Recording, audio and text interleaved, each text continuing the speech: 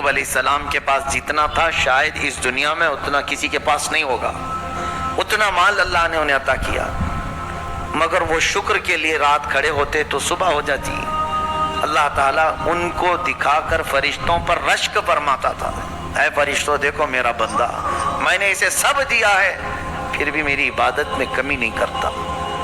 فرشتوں نے کہا کہ مولا اگر تو اس سب سے لے لے گا تو شکر کرے گا یہ بندہ تیرا؟ اللہ تبارک و تعالیٰ نے فرمایا اب اسے میں آزمائش میں ڈالتا ہوں، تم نے یہ سوال کیا ہے کہ میرے مال ساری چیزیں دینے کی وجہ سے یہ شکر کر رہا ہے، تو حضرت ایوب علیہ السلام کثرت سے الحمدللہ کہا کرتے تھے۔ پھر اللہ تبارک و تعالیٰ نے اچانک آزمائش میں امتحان میں ایسا ڈالا اس نبی پاک کو کہ آندھیاں چلیں، ایسی آندھیاں چلیں کہ ان کے پورے جانور ایک ساتھ مر گئے، سب چلے گئے۔ ایک بھاری نقصان ہے، یہ کروڑوں کا نقصان جس کا ہو جائے۔ حضرت ایوب علیہ السلام پھر مصلی بچھائے اور رات میں الحمدللہ کی تکرار شروع کرتے ہیں کہ رب العالمین تیرا کروڑا شکر و احسان ہے، اور شکر بجا لاتے رہے، یہاں تک کہ پھر چند دنوں کے بعد بیماریوں کی وبا پھیلی۔ وہ بیماریوں میں ایسا ہوا کہ ان کی اولاد یہ کے بعد دیگرے انتقال کرنا شروع ہو گئے، ان کے بیٹے اور بیٹیاں جتنی تھیں تقریباً 100 اولاد ان کی سب انتقال کر گئے۔ ہر بیٹے کے انتقال کے وقت جب آپ کو خبر دی جاتی تو یہ کہتے کہ میرا کچھ بھی نہیں گیا، رب تبارک و تعالیٰ نے دیا تھا اور اس نے واپس لے لیا، مجھے کس چیز کا غم ہے۔ وہ الحمدللہ کہتے رہے، اسی پر قائم رہے۔ ظاہر سی بات ہے اولاد کی محبت، مال کی محبت فطرت میں آئی جاتی ہے۔ یہ بہت کٹھن مرحلہ ہوتا ہے کہ صبر کر لے جانا، بولنے کے لیے بڑا آسان ہے، بولنا آسان ہے، عمل کر کے دکھانا یہ بہت کٹھن مرحلہ ہے۔ کسی کی جدائی برداشت کرنا یہ سب کے بس کا کام نہیں۔ اس کے بعد ان کی یہ اہل خانہ سارے جب دنیا سے رخصت ہو گئے، کچھ بھی باقی نہیں تھا سوائے آپ کے ایک چھوٹے سے گھر کے اور آپ کی ایک وفا شعار بیوی حضرت بی بی رحمت، ان کو جمیلہ بھی کہا گیا ہے۔ حضرت بی بی رحمت آپ کے ساتھ رہیں خدمت کرتے ہوئے، باقی کوئی نہیں تھا۔ حضرت ایوب علیہ السلام پھر چند دنوں کے بعد خود آپ کو علالت بیماری ایسی آئی کہ بخار بڑھتا گیا بڑھتا گیا بڑھتا گیا، اتنا کہ آپ کا جسم بخار سے گل گیا پورا، لیکن اس حالت میں بھی آپ بارگاہ رب العزت میں پوری رات کھڑے ہونے کی کوشش کرتے۔ آپ لکڑی کے سہارے، دیوار کے سہارے کھڑے ہوتے تھے اور گر جاتے تھے رات کو عبادت کرتے کرتے۔ پھر ایک وقت ایسا بھی آیا کہ آپ کے جسم میں سب دراڑیں پڑ گئی تھی، گوشت کٹ کٹ کے گرنے لگا، اور جب آپ کو سلایا جاتا پھر اٹھایا جاتا تو آپ کی چمڑی بسترے سے لگ جاتی تھی، جسم مبارک میں اس قدر گلن آ گئی تھی، یعنی گل گیا تھا بخار کی تپش سے، گرم سے۔ اس حالت میں آپ سوئے رہے، پھر اب کھڑے ہونے کی بھی طاقت نہیں تھی، تو لیٹے ہوئے اپنی زبان سے الحمدللہ الحمدللہ کہتے رہے، ایک دن بھی شکایت نہیں کی، ایک دن بھی نہیں کہا میرا تو سب لٹ گیا، میں کیا تھا، کیسا تھا، کہاں گیا، کچھ بھی نہیں۔ اس حالت میں بھی بستر پر رب تبارک و تعالیٰ کے شکر میں مصروف ہے۔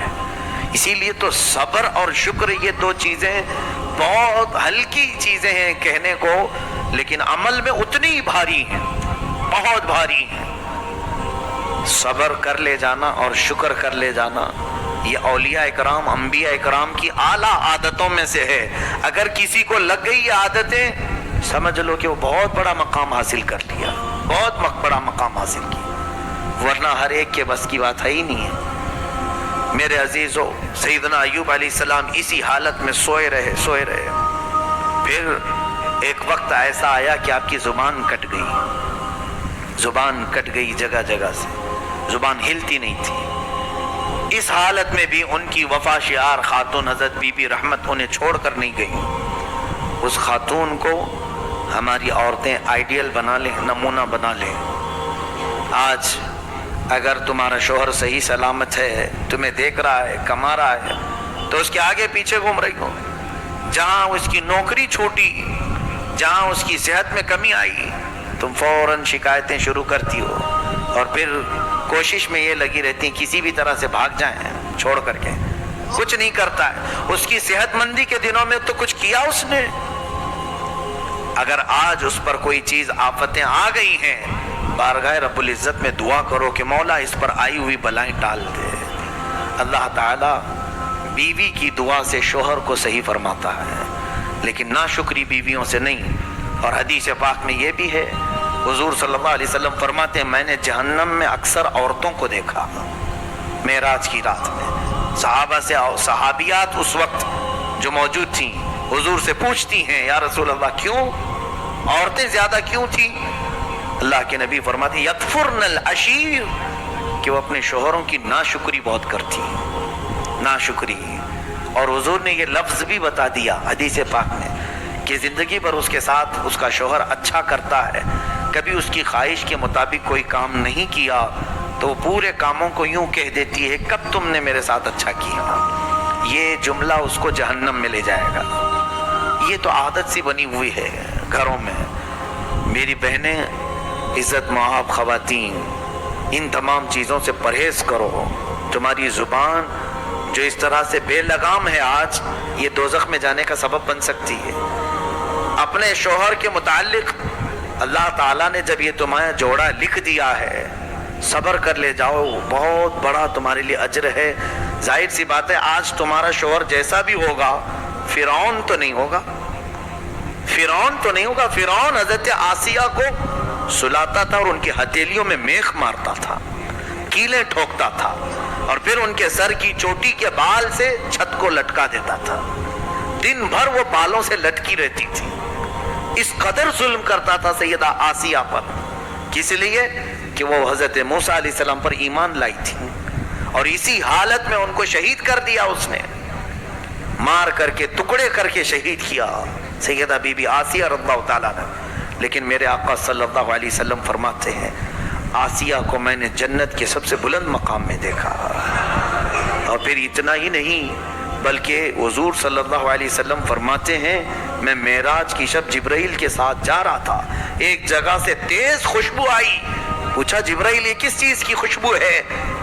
عرض کرتے ہیں یا رسول اللہ صلی اللہ علیہ وسلم فرعون کی بیوی آسیہ کی کنگھا کرنے والی جو خاتون تھی اس کے ہاں سے خوشبو آ رہی ہے. اس کے حضرت آسیہ کے بالوں میں جو کنگھا کرنے والی خادمہ تھی یہ اس کی قبر کی خوشبو ہے. پھر حضرت آسیہ کا حال کیا ہوگا؟ صبر کی وجہ سے وہ اجر دیا گیا. بہرحال حضرت بی بی رحمت ایوب علیہ السلام کی نیک وفا شیار خاتون، یہ بھی ایسی صابرہ تھیں، چھوڑ کر بھاگی نہیں. اس حالت میں بھی اپنے شوہر نامدار کے ساتھ خدمت میں لگی رہی، خدمت کرتی رہی. جیسے بھی ہیں آج گوشت کے ٹکڑے کٹ رہے ہیں، ان کے بستر سے چمڑی لگ رہی ہے، لیکن ہے تو یہ اللہ کے نبی، ہے میرے شوہر، میں آخری سانس تک ان کے ساتھ رہنے والی ہوں. لیکن علاج کے لیے دوڑ بھاگ بھی کرتی تھی. ایک بار بازار میں ایک حکیم صاحب پکار رہے تھے میرے پاس، ہر چیز کا علاج ہے. یہ دوڑی دوڑی چلی آئیں، پوچھا اپنے شوہر کی بیماریاں سب بتائیں، ایسے ایسے میرے شوہر کی تکلیف ہے، کیا ان کا علاج ہو سکتا ہے تمہارے پاس؟ اس حکیم نے کہا بالکل ہو جائے گا، چٹکی میں علاج کروں گا. در حقیقت وہ ابلیس تھا، شیطان مردود تھا. اس نے یہ جان بوجھ کر کے جال بنایا تھا کہ آخر وقت وہ بہتوں کا ایمان چھین لیتا ہے. کہا اے خاتون تیرے شوہر کا علاج تو میں کر دوں گا، اجرت کیا لوگے؟ کہا اجرت میری کچھ بھی نہیں ہے، معاوضہ بس اتنا کہہ دینا کہ شفا دینے والا تو ہی ہے. وہ مجھے اتنا مان لے کہ میں شفا دینے والا ہوں.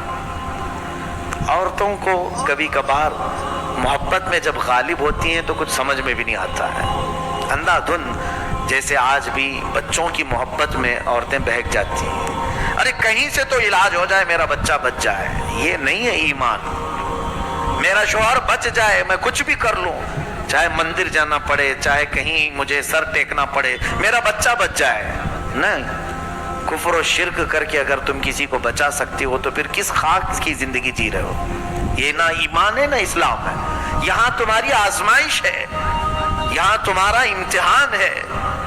اپنی چاہے سخت بیماری ہو یا اپنے عزیزوں کی، حرام راستہ تم اختیار کر ہی نہیں سکتے، نہ کرو جب تک ہو سکے. بیماری کس نے دی تمہیں؟ اللہ نے. اور شفا کون دے گا؟ اللہ. یہ عقیدہ بس کافی ہے. مجھے جو بیماری پہنچی ہے وہ اللہ کی طرف سے آئی، اور شفا بھی اللہ ہی عطا کرے گا. اس عقیدے پر قائم رہو بس. حضرت بی بی رحمت غلط جگہ پر پہنچ گئی تھی لیکن انجانے میں، اور انہیں اپنے شوہر کی محبت تھی. ان کو خیال بھی نہیں آیا کہ کیا گمراہ کرنے کی بات کیا ہے، کچھ نہیں سوچا. انہیں دوڑتی دوڑتی آئی، اپنے شوہر سے کہہ دیا اب آپ کا علاج ہو جائے گا، اب گھبرائیے مت، میں نے اچھا ڈاکٹر تلاش لیا ہے، اچھا حکیم مل گیا ہے. کہا کیا؟ کہاں سے حکیم ملا؟ کہا بازار میں ایک بہت بڑے بزرگ ہیں، اچھے حکیم ہیں. کہا اجرت تم کہاں سے دو گی؟ ہمارے پاس تو کچھ ہے نہیں. کہا نہیں، وہ اجرت بھی نہیں لیں گے. انہوں نے اتنا ہی کہا ہے کہ بیماری صحیح ہونے کے بعد آپ اتنا کہہ دیں کہ شفا دینے والا تو ہے. جلال میں آ گئے ایوب علیہ السلام بیماری کے عالم میں. کہا اے جمیلہ تم کسی حکیم کے پاس نہیں، ابلیس لعین کے پاس گئی تھی. اللہ کی قسم سنو، ایوب علیہ السلام قسم کھاتے ہیں، اللہ کی قسم اگر میں صحیح ہو گیا تو تجھے 100 کوڑے ماروں گا. بیماری میں ایک ہی عورت ساتھ رہی ہے، کوئی نہیں ہے. اس کے باوجود یہ ایمان کی اعلیٰ مثال اگر کہیں ملتی ہے تو نبیوں کے دربار میں. ان کو کسی سے کوئی پرواہ نہیں ہے کہ یہ چھوڑے گا وہ چھوڑے گا، مجھے کچھ نہیں. مخلوق سے ان کی کوئی پرواہ ہی نہیں ہوتی. وہ نبی اللہ تھے، اللہ کے نبی تھے. ان کا عقیدہ تو اپنے رب کے ساتھ بڑا مضبوط تھا. جاتا ہے کوئی تو جائے، میرا مولا مجھے پرورش کرے گا. بی بی رحمت کو آپ نے قسم کھا کر کے کہا، تب بھی وہ بھاگ کر کے نہیں گئیں. ایک تو بیماری میں تمہارا اچھا کرنے گئی اور الٹا تم مجھے مارنے کی بات کر رہے ہو، اور وہ بھی قسم کھا لیا کہ مجھے 100 کوڑے مارو گے. اگر اس زمانے میں کسی خاتون کو کہہ دیں تو وہ پورا بکھیڑا کھڑا کر دیں، ہمیں کھلا چاہیے، طلاق چاہیے، مجلس بٹھاؤ، میٹنگ بٹھاؤ، بہت سارے معاملہ. یہاں پر ایک چیز سیکھنے کو ملتی ہے کہ اگر ایمان میں مرد مضبوط ہو، اپنی عورتوں کے متعلق یہ کہہ دے چاہے ہمارے گھر میں کچھ بھی ہو جائے، غلط راستے کے ذریعے سے کوئی چیز ہمارے گھر نہ پہنچے گی. بس اس پر آپ قائم رہیں، دیکھیں پھر آپ کی اولاد بھی، آپ کا گھرانہ بھی اس طرح سے چلے گا کہ اللہ تبارک و تعالیٰ سارے صالحین آپ کی نسل میں پیدا فرمائے گا. لیکن ہم مجبوریوں کے عالم میں یہ سوچ لیتے ہیں کہیں سے بھی آ رہا ہے چلا لو. آج غربت ہے، تنگی ہے، کہیں حرام کا آ رہا ہے چلا لو. بہت سارے لوگوں کے گھر اس طرح سے تباہ و برباد ہو گئے. یاد رکھنا، کبھی تم مالدار تھے، بڑے پیسے والے تھے، جیب میں ہمیشہ مال بھرا رہتا تھا، اچانک ایسی بندش لگ گئی کہ اب کچھ بھی نہیں آتا، خال خال پھر رہے ہیں. ایسے حالت میں تمہارا امتحان چل رہا ہوتا ہے. اب تمہاری بیویاں اگر صابرہ ہوں تو کہیں گی کہ چھوڑو، اچھے دن بھی ہم نے دیکھے ہیں، یہ برے دن بھی ٹل جائیں گے، اللہ تعالیٰ پھر اچھے دن لے آئے گا. لیکن اگر کوئی یہ کہنا شروع کر دے خالی خالی پھر رہے ہو، کیسے چلے گا، جاؤ کہیں سے منہ مار کے لے آؤ. پھر اگر وہ منہ مارنے کی بات آئے تو کسی کو دھوکہ دے، کسی کو ٹوپی پہنائے، کسی کو جھوٹ بولے، کہیں سے سود سے حاصل کرے، چوری سے حاصل کرے، ڈکیتی سے حاصل کرے. مال آیا تو یہاں دو کی ذمہ داری.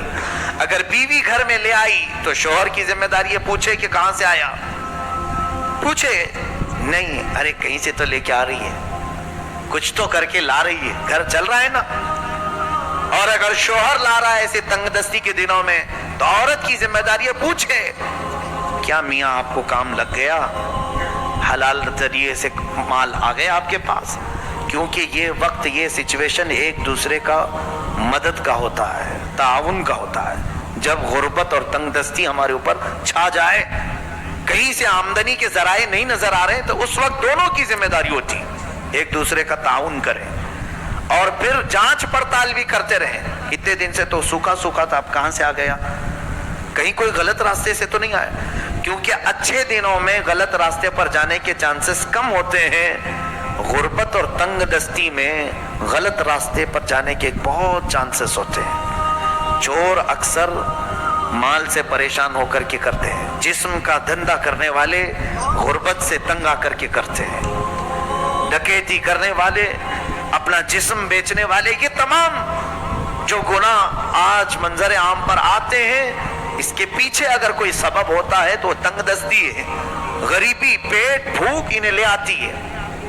بہت سارے کاموں میں کئی ایسے مسلمان بچیاں اور مسلمان بچے چلے گئے، بہت سارے کس کام میں لگے ہیں.